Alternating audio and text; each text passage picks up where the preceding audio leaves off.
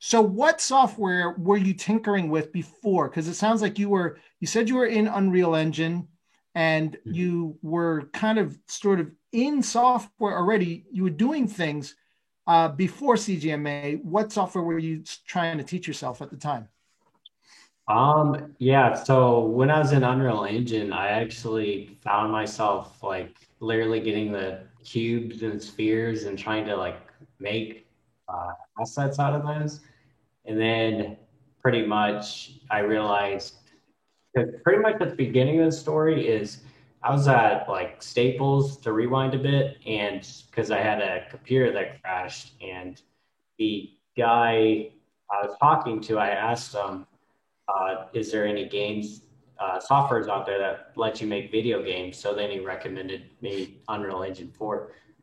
So that part I kind of skipped. But anyway, so yeah, then I asked that same guy what software you would use to make these assets I see in these Unreal Engine packs. And then he recommended 3ds Max. So then I pretty much went from there and I found my huge love in 3ds Max of just being able to do like anything you wanted. So yeah, the my imagination was my limit from there. So yeah, it was Wow. so much fun. Have you ever had the need to go into Maya as a software? Or do you try to stay in 3D Studio Max as much as possible when it comes to it? Uh, Sounds like you like it to model with.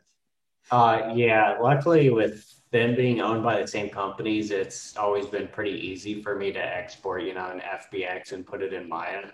I was at a point where I was like, okay, I noticed the industry uses Maya a lot more. Do I need to start utilizing that tool instead of 3ds Max? But from what I've learned, it's all right as long as you just, export an FBX and get it in Maya for, whatever client that wants it.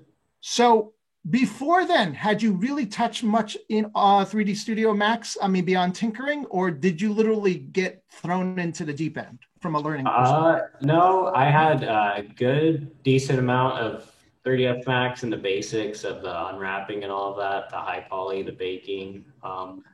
But yeah, pretty much I did not know how to perfect that as an artist. And I really knew from my own work that I needed to perfect it a lot more to even make it in the industry. So that's when I found Ethan's class, I was like, oh my gosh, I could learn so much from this guy. So yeah, So that's what I'm hearing then is you went as far as you could with online tutorials and uh whatever you could on your own. And then you yeah. hit a certain limit to like, I'm not getting any better, or I just feel like I need, you know, Yeah. that was the decision point.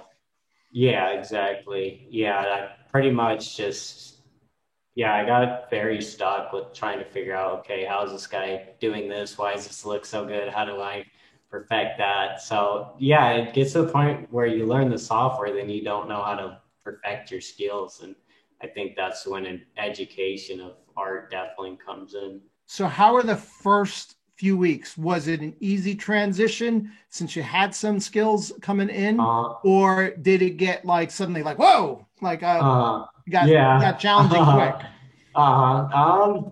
It wasn't too bad.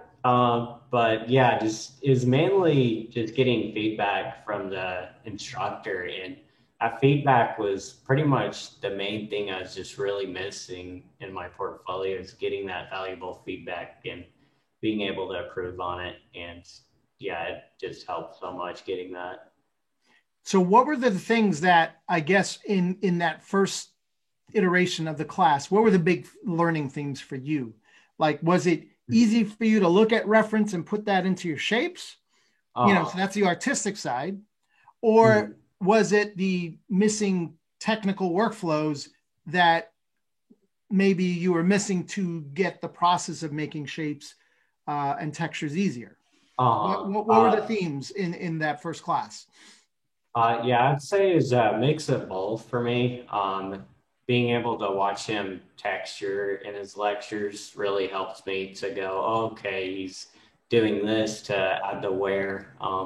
And yeah, it made it a lot easier to comprehend watching him from his lecture videos than just watching a YouTube video that'll show you that step for like 5 minutes and might have music in the background. It's like fast fed. It's like you can't keep up with it. So yeah, it was amazing just being able to watch the lecture videos as well on top That's of the cool. feedback.